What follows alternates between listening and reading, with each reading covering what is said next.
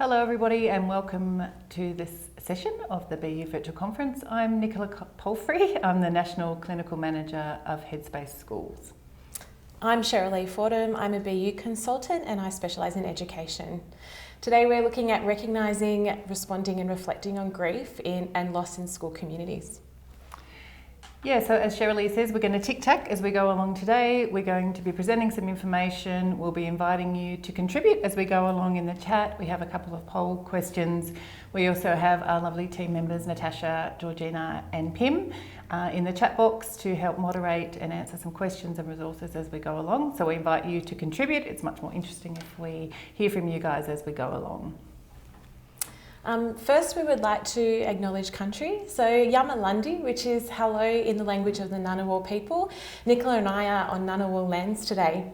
We would also like to acknowledge Aboriginal and Torres Strait Islanders as the traditional custodians of the land on which we live and work. And we value their identities, cultures and continuing connection to land, water, kin and community. It is our privilege to be able to partner with Aboriginal and Torres Strait Islander people looking after the land we are on today. We would also like to extend our respect to Aboriginal and Torres Strait Islander elders, past, present and future, and to any Aboriginal Torres Strait Islander people who are here today. We encourage you to acknowledge the country that you are on in the chat, and if you've got your language, add that too. Thank you, Sheralee. As we start off our conversation today, as always, we just want to remind everybody of the supports that are available for yourselves as we talk through a topic like grief and loss. We all come into today and this week, this year, with our own experiences of adversity. You can't get through life without adversity. It's what builds us up and makes us strong, but it also can undo us at times. So I encourage you to check in with yourself. Obviously, all of these supports are available that we are very used to referring other people to, but we just wanted to draw our attention, your attention to them today as we go through today's chat.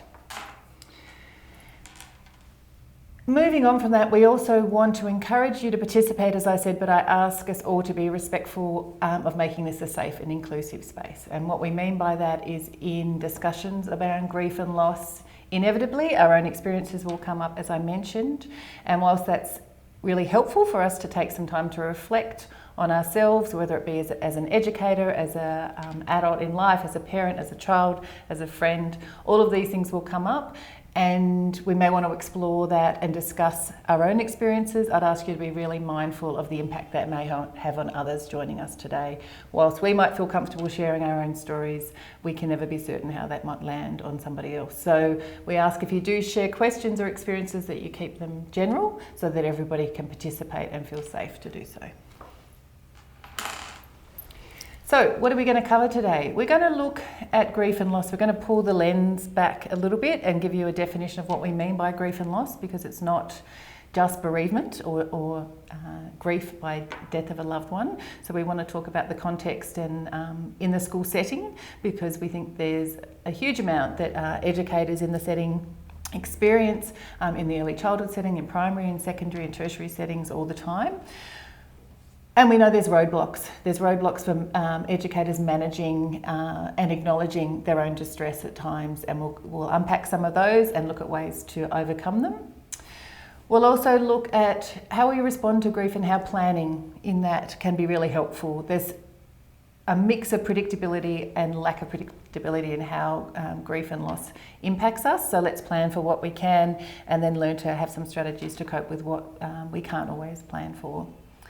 And then think about what we need, going through the levels as an individual, as a community, as with our peers, up and down that, thinking about what we can get in place for each other, for ourselves. The theme of the conference is self-care, as we know, but what that looks like, we're not going to use that word as much as that much. It can turn people off, but how can you look after yourselves and be the best you can be to keep doing what you want to do, which is be a great educator. So, grief and loss in school communities. What do we mean by grief? When we talk about grief and loss, as I said, we're not just talking about grief by bereavement. Grief can be individual, it can be familial, it can be on a community level, and it can be on a global level, as we've all experienced over the last 12 to 18 months now. I would consider last year to be a year in which pretty much everyone in the world has experienced a sense of grief and loss, whether it's death of somebody they care about, whether it's a loss of freedom, whether it's a loss of plans, hope, all of those sorts of things. And that's what I want us to think about today as we're conceptualising how we manage grief, cope with grief and work with grief and look after ourselves, is that it comes in many, many forms. So one of the things we wanted to explore today in our presentation was the different types of grief and loss that we can experience in school communities. So in our role as educators, we actually do quite a lot of things. We have many connections with people, many relationships. We talk to school leadership, to colleagues, to community, to families. And all of those places are places where we can intersect with grief and loss. So some of the things that we find in our everyday educator life where we might have an experience of loss would be farewelling a colleague, for example, if they're retiring or moving to a different school environment. Maybe they're being promoted, so they're no longer within your faculty group or within your team, or if they're transferring to another position or school. Farewelling students is a big one for educators as well, through that regular process of graduation.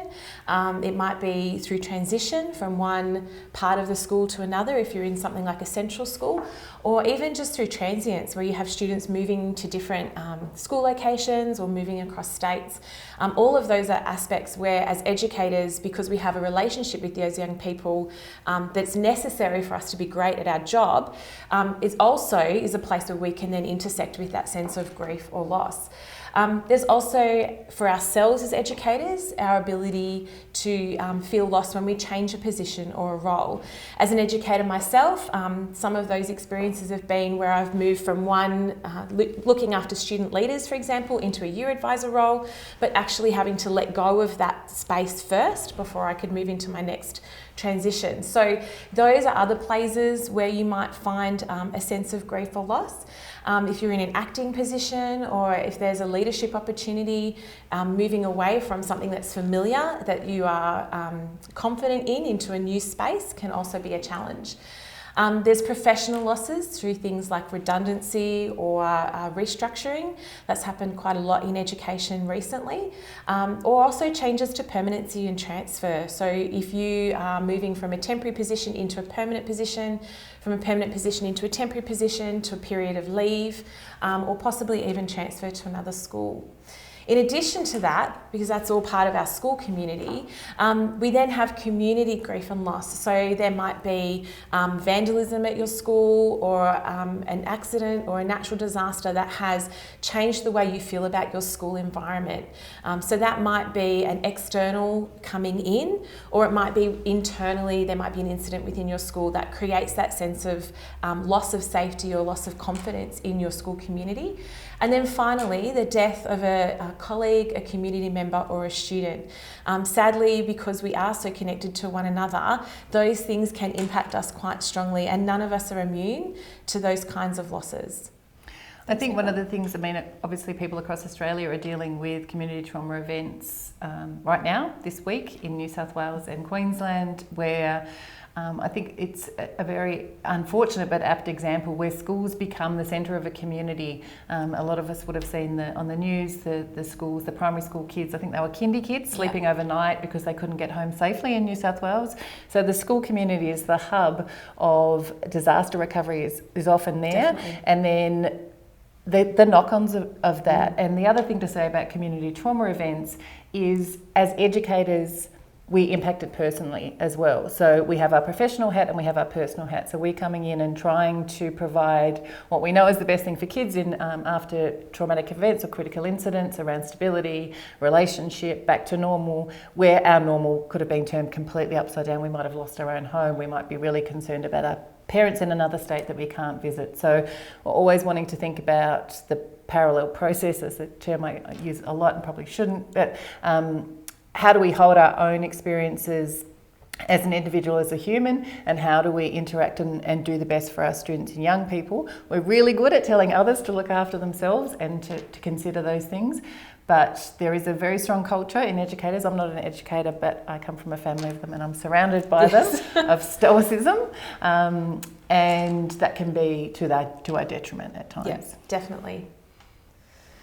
So one of the things that I wanted to bring forth after thinking about those different spaces of grief and loss is this quote that I found from an educator on Twitter. So this is Bianca Jimmy Hughes, who's quite prevalent in the Twitter universe. And Bianca wrote this quote as part of a larger body of writing. The last observation I want to make about farewelling a beloved class is this: they are not your family. We must remember that we have friends and family outside of our teaching life. We must give more time to the non-teaching life. We must nurture those relationships so they flourish and carry us into the time when we are no longer teachers. The truth is, as wonderful as a teacher can be, and those relationships are very real, no denying it, it is temporary. You are not your job. You are a human being with a life beyond teaching. Don't lose you to your job. You'll regret it. And I think this is actually indicative of something that as teachers, we get very, very connected to our community, and we fall into a trap sometimes of putting our school community and our students above other things in our lives, which then when we leave teaching or when we leave a school community can actually intensify that sense of loss and grief. So I thought this was actually worth bringing forward because it is a way of increasing a protective factor for yourself as an educator, which is to make sure that you have a strong and vibrant life outside of school, so that helps buffer the things that you face daily within the school community. Nicola? Yeah, I think it's really, I'd be interested if people wanted to put in the chat their response to that. I think that will resonate with a lot of people, but it can be hard to hear. I think certainly in our line of work, when we're talking about looking after the mental health and wellbeing of young people, we bang on all the time about the importance of a relationship between students and their educators, and it is absolutely crucial.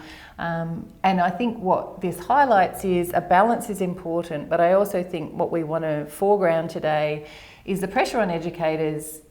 You can be damned if you do and damned if you don't. Absolutely. In exactly the same way we do the parents. You know, if you stay at home too long, you're lazy. If you go to work too soon, you don't care about your kids. You know, if you breastfeed for too long, it's creepy. If you don't breastfeed at all, you're a bad parent. All of these sorts of things, the same with educators. If we don't engage enough with young people and we don't take the relationships to heart, then we're not doing a good enough job. But then there is a feeling that perhaps if you're too distressed about a school cohort moving on or so forth, that's a bit unusual and your professionalism is dropping. So I think it's really important to also acknowledge that we're just humans and we're going to feel really connected to certain people that we engage with. The same we do with colleagues, the same we do with kids in the community that we meet with, that we might coach them in sport, and we really like some teams and we feel really connected to them, and it feels sad when we move on. Yeah, there's definitely that sense of tension. I think as a professional in a classroom, you need the rapport to work well with young people and to get the best out of them, but then the tension between then also having to have that professional facade in that space definitely is something that makes it difficult, particularly when you have these regular transitions like graduation, where that's sort of an expected thing every single year, and we don't actually necessarily think about the impact of that long term or process that regularly. So I think that's important. I think the other thing I wanted to bring up is, before we get into the roadblocks, just stepping into that space again around what can impact an educator around grief and loss. And I was sharing with Sheralee, I asked my teenagers today, I've got a 13 and a 15-year-old, what might make educators sad, or what might make them experience not feeling so great grief and loss. And the first words out of my 13-year-old's mouth were bullying. And I asked her whether she meant amongst kids or teachers, and she said, well, both. But it was very interesting. My son, who wasn't quite listening because he's 15, when I tuned him in again, he also said bullying. It was not the first, but it was the second thing out of his mouth. So teachers experiencing bullying was something that kids thought they might experience. The other thing that my son said was not being listened to and not being respected in terms of what makes them feel sad. And we had a conversation around efficacy, that sense of you feeling like you're doing a good job, which is, I think, what he was talking to, or maybe I'm putting words in his mouth. But I think when we have a sense that we're not doing well, this is when it can snowball. Yeah. So if we're starting to feel a bit overwhelmed by grief and loss, by sadness, frustration, kind of just burnt out by the world a little bit, we get more rigid, kids pick up on it, they stop listening in class, they start trying to get you back on, like, where are you? You're not the same you used to be. Then we get more stuck, and so it escalates. So I think it's all these cumulative factors, and I think you've been talking about that, Sheralee. It's not just one thing. Yeah, definitely. And I think too, just the breadth of the experiences that you can have as an educator in terms of those griefs and losses. I think we sometimes, as educators, put a hat on that goes, no, it's fine because that happens all the time. Or, and so we try to be very protective of ourselves in that respect, but don't acknowledge that we need to actually process that so that we can keep moving forward. And the fact too, I think that what we do as educators, actually then our young people and children will reflect back to us. And I've seen that teacher walks in, coffee, chocolate, that's what we're surviving on during report time. And then we're surprised when our Year 12s come in and they're like surviving on coffee and chocolate to get through the HSC. So I think sometimes as educators we forget that how we respond to something, how we process our grief and loss, that's what we're modelling for our young people, and they will then think that that's appropriate. Yeah, exactly. So we want to go into the roadblocks and barriers, because there are many, and roadblocks and barriers in terms of getting support, or perhaps acknowledging and getting the what we would ask others to do. We are asking kids all the time to come forward and ask for extra help, whether it's in terms of getting their assignment done or their mental health and wellbeing, but we're not always great, as I said, of doing it ourselves. I think there are a multitude, and we're going to ask you, we've got a poll coming up in a sec. Some of the things that are kind of present in our minds are, what will people think of me? So that kind of professionalism or lack thereof that we perceive that asking for help might evoke in others, to be seen to be not coping, that's a double negative, is it? Is not something we want to do. That sense of I should be able to manage this. But this happens every year, or teachers are supposed to cope with that. That's supposed to, shoulda, coulda, woulda, is not helpful, but it does get in the way, I think. And then really that notion of it's not as bad as. Really common, really unhelpful. Particularly, we see it in community trauma all the time. I don't want to access those mental health supports because we're not as badly off as the people down the road. We didn't lose, we just lost our fences, we didn't lose our house, or all of that. It's a really common trait, and it's rewarded as being, considerate of others, but it's also self-sacrificing and detrimental if we do that as well. Worry, I'll be judged, lose my job, all of those sorts of things. So we've got a whole list of things that we think, but we want to hear from you. So let's open the poll. Yeah. What gets in the way? So this is about ourselves, but also when we notice somebody else is grieving, and again, think of grieving as in wobbly, struggling. They might have had a loss. They might have lost a pet. They might have lost their home. They might have had a marriage breakup. They might have, be really struggling with a change of leadership in the school setting. All of those sorts of things. What gets in the way? We're going to ask you what gets in the way of you offering help to start off with, and then of course we'll ask you to reflect on whether or not that ever applies in the alternate. So you might be worrying about saying the wrong thing, being uncomfortable, feeling a need to fix it. Our own grief, not wanting to go into a conversation but for being uncertain about how we might respond, or something else. You can put it in the chat. So we'll give you another 30 seconds or so to add in that, and then what we'll do is go through them.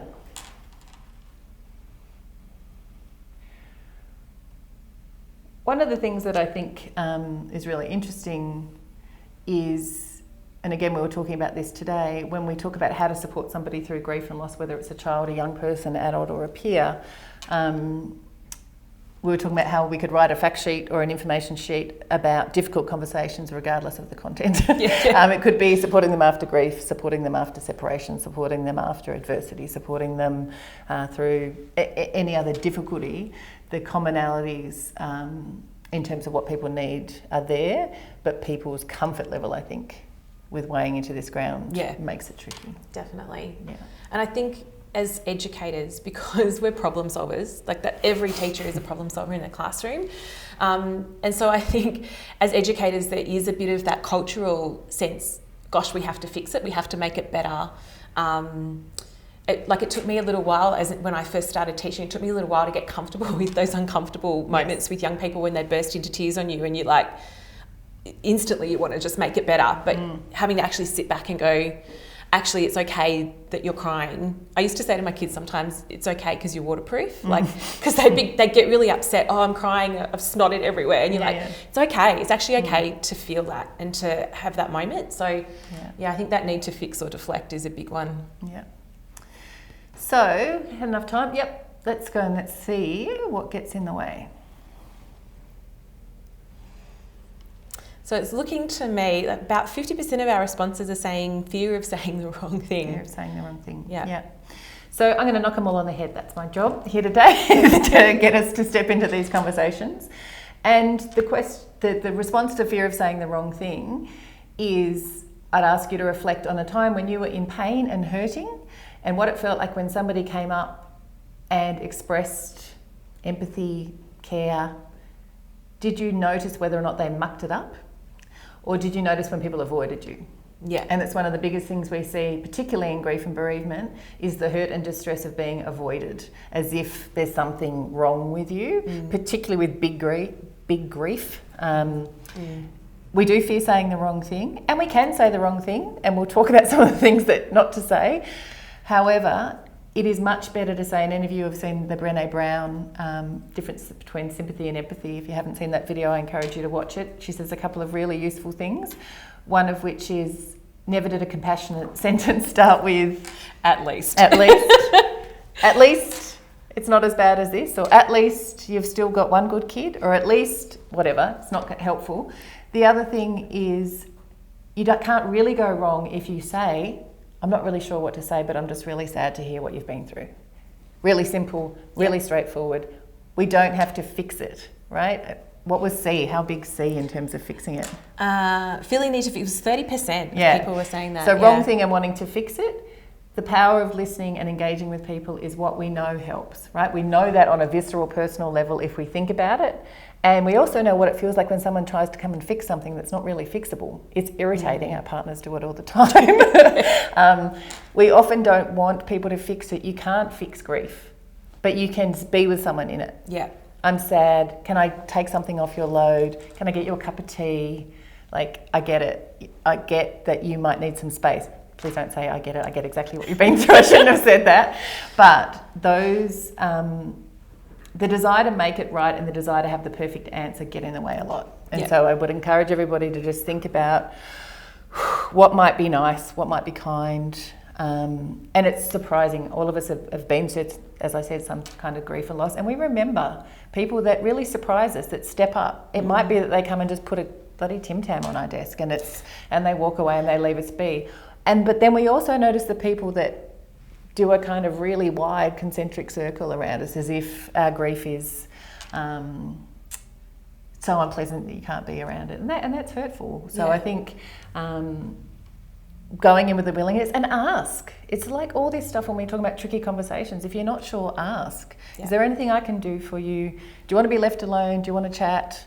You know, those sorts of questions I think are really helpful. And sometimes it's just your presence in that space, in that moment, that can be really helpful and supportive too. Like I had a colleague a few years ago where that was just the one thing she really needed, was just people to be there, not say anything, not do anything, just be and just allow it to be there and holding some space. Other responses in our poll were being unable to trust leaders in a school to provide help in a sensitive, timely and appropriate way. Also, where we don't have close personal space with each person that we work with can sometimes be a barrier.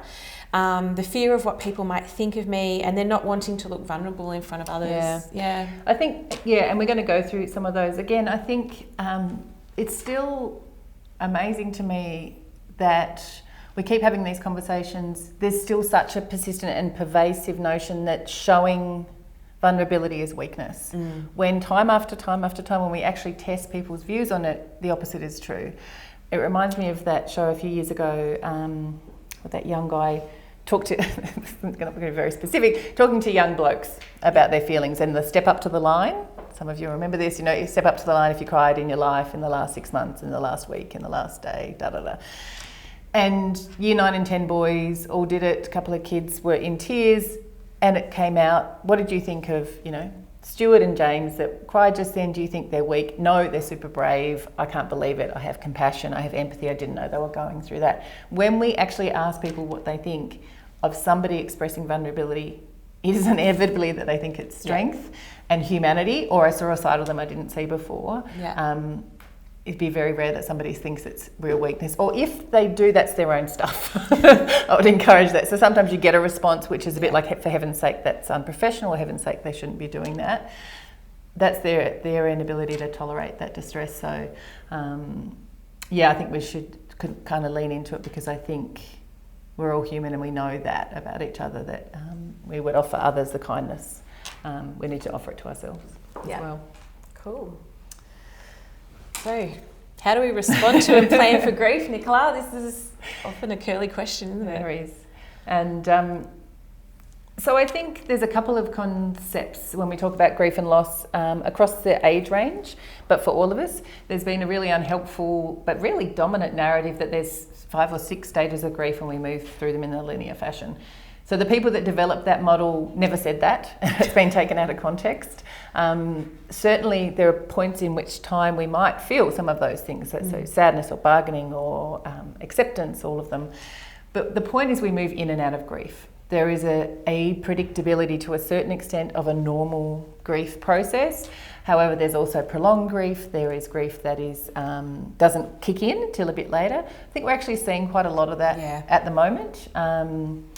For a lot of educators, as we're coming to the end of term 1, there's the sense, and certainly in the BU community, I know a lot of the consultants are talking about schools are finally, maybe a few weeks ago, had a bit of breathing room to kind of engage in a way that they couldn't last year when they were just reeling off the back of disasters, then COVID and so forth. But also then it feels like it's been very quickly followed, as we see often, we see this in the disaster context, a drop of adrenaline and now everyone's exhausted. Who's getting sick? Kids are getting sick.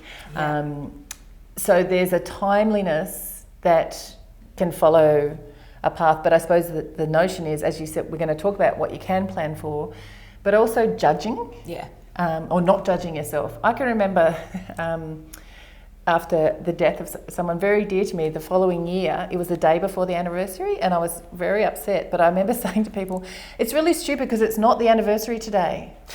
And they were like, what? But in my head I was like, it's not today, it's tomorrow, so I'm not allowed to be upset today, it should be tomorrow. It's not rational, but it's this judgment on ourselves about how we should or shouldn't do things. So we move in and out of it, and kids particularly move in and out of it. And you will have seen that in your life as educators, you will have seen it in the school setting, kids particularly distressed by something that's gone on and then they move on really quickly. The reverse of that is something to be aware of as an adult, because that can leave us quite undone. So say if you had a loss in a community, say you had the death of a colleague, a staff member. So you may be managing students' grief, and then they move on and you see them going to the playground and they're fine, they seem fine, and they may be fine in that moment, but you're left completely depleted.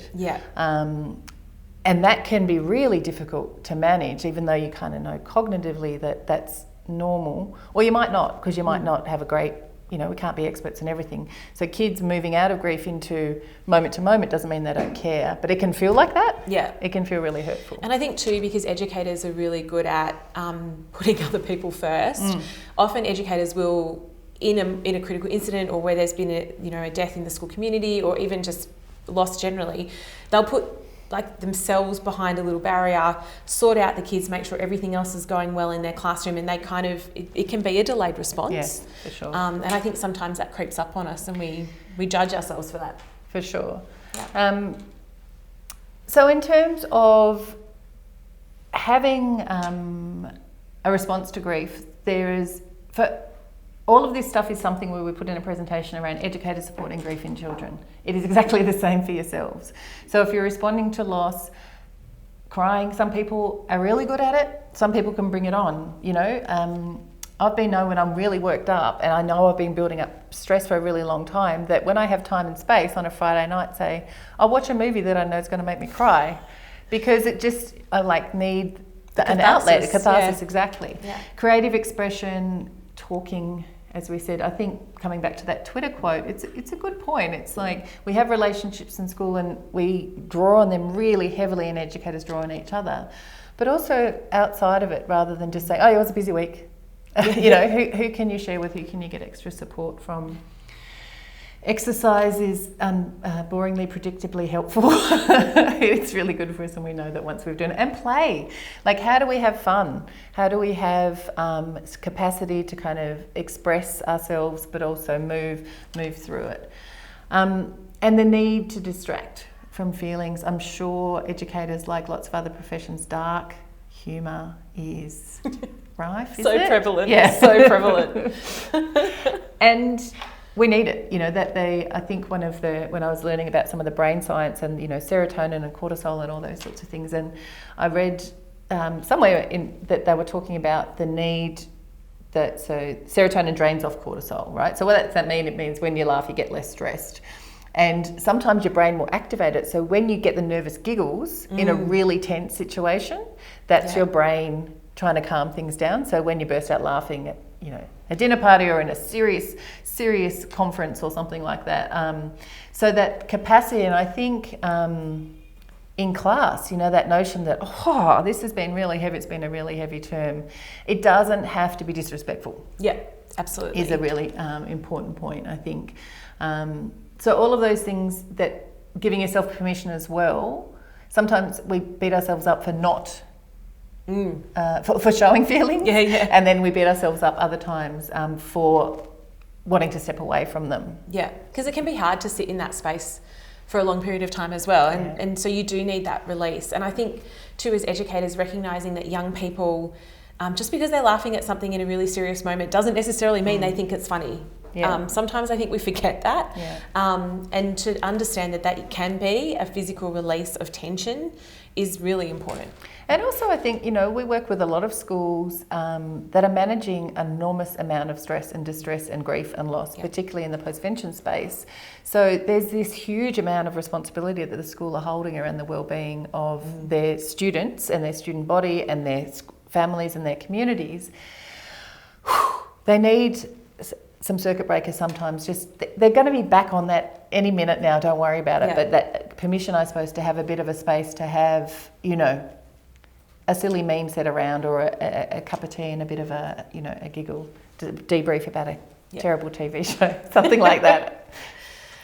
So some of the things that we can do then to help support ourselves and others when we're dealing with grief and loss, either ourselves personally or if we're supporting someone who's experiencing grief and loss, is to embed our self-care. So one of the things that I've been talking a lot about with educators lately is the importance of actually making self-care something that you have embedded in your daily practice. So it's not just something that you come to, gosh, I'm having a stressful day, I need some self-care, but it's actually something that you do all the time, and then increasing and sort of levelling that up when you have those moments that are particularly stressful, like a moment of grief or loss. So improving sleep is something that we can all do to support ourselves for being the best self we can be when we get into a classroom or in everyday life. Minimising exposure to conflict or environmental stresses. So if you know that having a conversation with that particular person is going to stress you out, put it off for a little bit later. You don't have to necessarily do it straight away. Get back into nature. As someone who lives on a rural property, I love being out in nature, watching the birds, you know, watching the ducks on the dam. There's actually something really lovely about being in the natural space. Going to the beach is another one of my favourites. Giving yourself permission to take some consecutive days off. I think often as educators, we sit in a space where we are I'm not well, or I'm not coping, but I can only take a day, or I can only take a moment or a half day. Giving yourself permission to take that extra time off so that you really can decompress, I think is really, really important. So many times, like, you take a day off, but you're still kind of holding everything. Yep. And I think that consecutive day is really important. The anchors in your life, they might be best friends, partners, sometimes even children. Sometimes in my world, just knowing that I have a menagerie, knowing that my menagerie relies on me, can sometimes anchor me to the present and the moment. Is a menagerie what I think it is? Like many animals. Right. many animals. A bit of a zoo. I have a bit of a zoo, Nicola.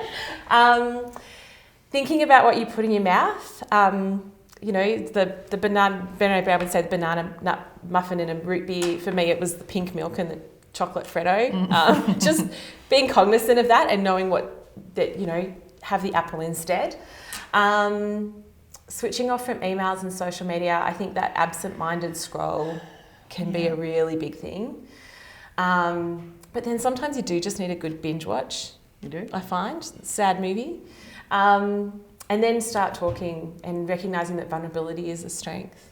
I think it's all the balance, right? I think that switching off from emails is a really good one. I think there's, we've all probably played with this a bit over the last 10 years of being able to get emails at home, where we thought, oh, that's good, isn't it? I can knock off a few more. And then you're like, hold on, there is no border between my workday and my non-working hours. And certainly with the working from home and mixing and matching, I think we'd all agree when we put boundaries in, it's better. You know, that there is, I think, a false efficiency sometimes in being available all the time versus actually not having any off time and that not being restorative. The same around social media and binge watching. I think, it is great to be able to switch us off, but going back to the first point, when we're doing it till 12 or 1 in the morning and then we're really impinging on our sleep, it's hard. It takes discipline because it is designed by nature to keep us there. And sometimes it's that self-awareness too. Yeah, sure. When you sit there and you're like, oh gosh, I've been watching that for like 3 hours when it now. says like you're still watching. Yeah. That's when that might be a cue to move to a different room. Yeah. So planning for grief and loss. How do we plan to respond in terms of grief and loss in school communities? And so one of the things that we wanted to present today was some practical strategies for yourself as an educator or for your school community to actually help you support people or yourselves in this situation. So one of the things we can do, obviously, is to anticipate when we're going to have a difficult time. So I had a friend who was a year advisor a little while ago, and I knew she was very, very connected to her year group. And so one of the things we as a faculty did was we were like, graduation's coming. We need to put some things in place to make sure that we've got a bit of extra space and time for our colleague. A nice card or an extra cup of tea or something like that, because we knew that was coming, just to add that extra level of support in that season.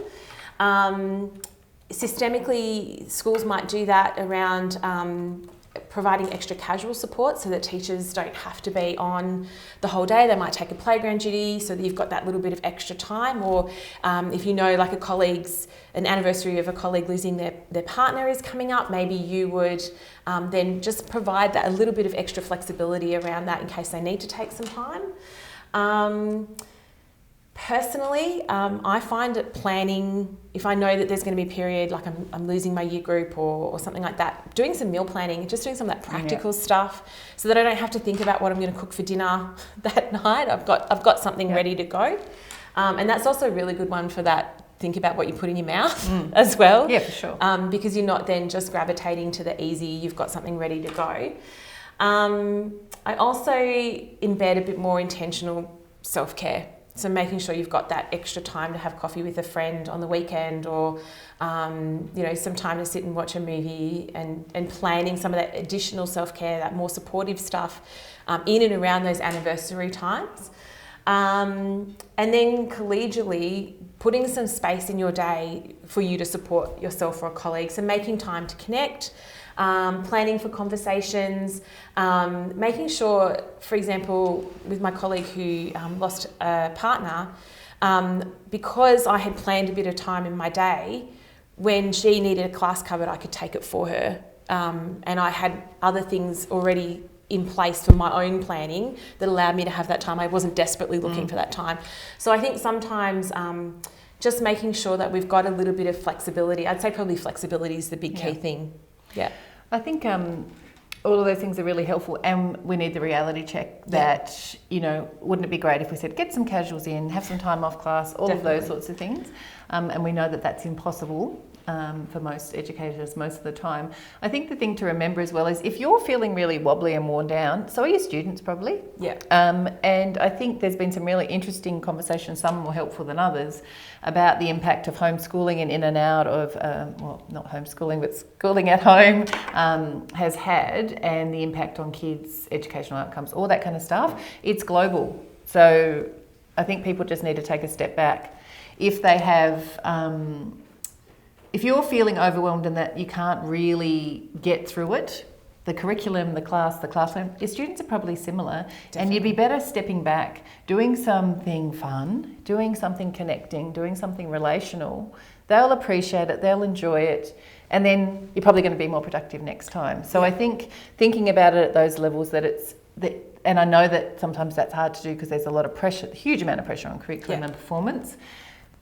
Revert back to the science. You can't learn if you don't feel safe. If you're feeling really worn out and disconnected, the outcomes are not going to be achieved anyway. You're just going to have to cover it again. So you're not actually saving any time. And you do actually make a bit more of an inroad when you do it, when you've taken time to connect your class together and then you take it later. You'd be amazed at actually how much you can actually get through at that point. Well, and it's what you're modelling, right? We say to kids all the time when they get super frustrated with an assessment piece or assignment, like, step away from it, come back, what's your plan, what are you going to do, you know, have a break, become, all of these sorts of things we say all the time, it's modelling that as well. Yeah. So what do we need in terms of supporting each other?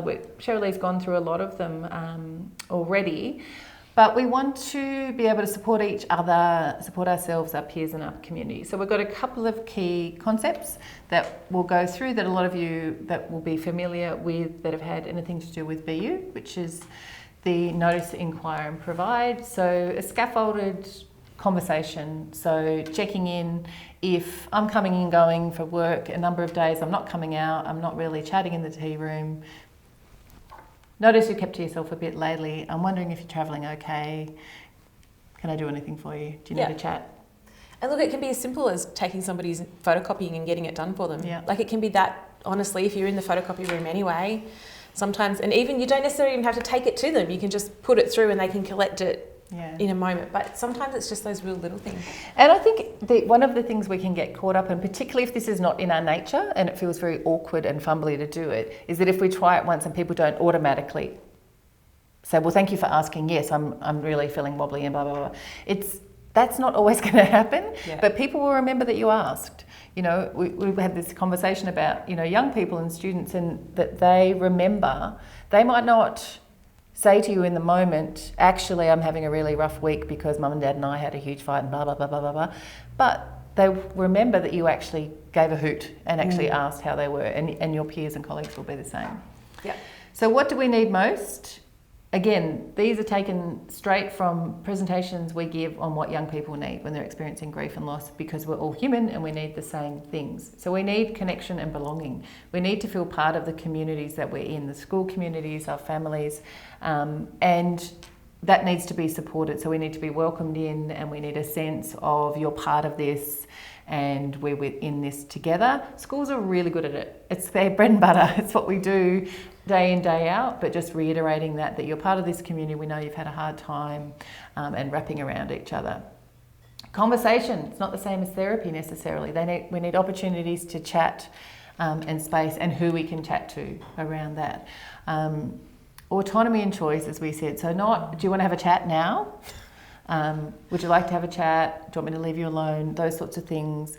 that, do you feel that, is it helpful for you to be at work at the moment? Do you need to be off later duties? Where we can, and again, recognising the difficulties that exist, where we can offer autonomy and choice is great. Agency and respect is critical for all of us, that you have some say in what's going on, and that each person's ability, we don't shame people for over-responding, for under-responding, for they didn't even cry or they cried. So thinking about how they are. Protection and advocacy, so step in when you need to for your colleagues, and speak up for them and say, well, actually, they're not okay to be on class at the moment. I've spoken to them, they don't feel like they can talk, so I'm going to speak for them in these circumstances with their permission. And as we've talked about, opportunities for joy. And that could be those circuit breakers, but also to talk about whatever the loss was, their house or their pet or their partner or the student or whatever it might be that loss was. One of the most crippling things is when you feel you can't talk about it because it's going to distress other people, or don't bring that up. We do it to kids all the time. We don't want to bring it up in case it upsets them. They're already upset. Let them talk about the good, the bad, and the ugly. But those moments for joy too, when you're reflecting on, a great thing that you've had with that person or in that home, or they're actually really healing, I think too. And when people get so worried that bringing it up is going to create some kind of avalanche, I think that actually then robs the person who's grieving of that moment to 100% move through. Yep. The context and centre of all therapy around healing from trauma is narrative. Yeah. So, and people have been doing it for many thousands of years, telling stories to heal. Yeah. So we have another poll now. We're looking for you to tell us what practical strategies you can put in place to support yourself and those around you with grief. So have a look at the poll, complete that, and also any other questions in the chat. So we're going to challenge you in the last couple of minutes to think about what you can do, what your next steps might be, and also open it up for questions, I think. Yeah. We've only got a couple of minutes to go. So we'll let that poll tick away and we'll talk about it as we go through. But as we're finishing up, obviously there's a whole load of resources that you can access in BU that talk about wellbeing, talk about their grief and loss and so forth. So we encourage you to have a look at them. But let's have a look. Have we got what are people thinking they might do? We've got 39.4% are saying having a range of self-care strategies embedded, and being available for conversation and active listening. Yeah, great. Yeah.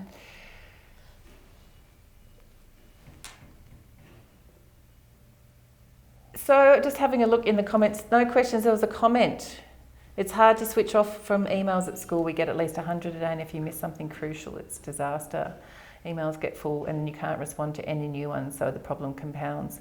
Yeah, it's a really good point. I mean, I think the sequestering some time is really helpful to do that, but recognising, the old sort and delete is also another great strategy. But yeah, I recognise it is really difficult, and I think in the systems we work in as well, it's really important that we try and work out ways to reduce that load, and also make sure that if it is critical, is email the best way to pass on that information, or is there other things to do? Yeah.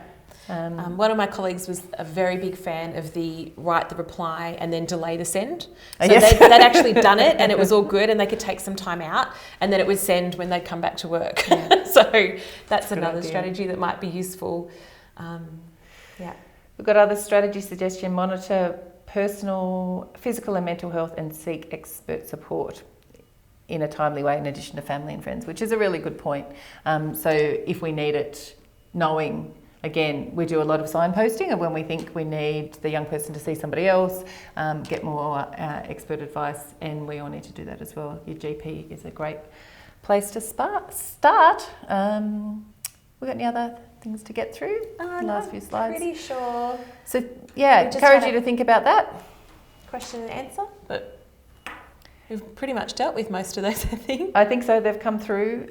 So yeah, think about what your next steps will be. There's another suggestion: going out all together for a debrief offsite. Yeah, it's a great idea. Yeah. And those things are really important, those connection and so forth. And it's hard to do. We were talking about this. You can't just go and get a coffee like you might do in another workplace off-site very easily, but suggestions for even just going outside or taking... taking a walk around the oval. Yeah. And one of the things that I think might be useful as a next step is I used to write my wellbeing strategies in my diary every day. So today I'm going to, have a chat to this person, or tomorrow I'm going to go for a walk, or just as really a reminder. Organised. Occupation. You can get a wellbeing teacher diary that actually does it for you. Right. I think it's helpful to think about. I mean, we've had this conversation a lot over the last year, and I think it's also noticing the things that help, and then not necessarily kind of saying, "Oh, they're my wellbeing strategies," but just then prioritising them. Yeah. So one of mine was the driving home past my favourite trees, because in the seasons in Canberra, I like the different stages, but it's that kind of moment, just little moments in time. Yeah, I like the moment watching the new lambs and calves, because I live rurally. As you drive out to work in the morning, you can see the little lambs gambling around. It's really lovely.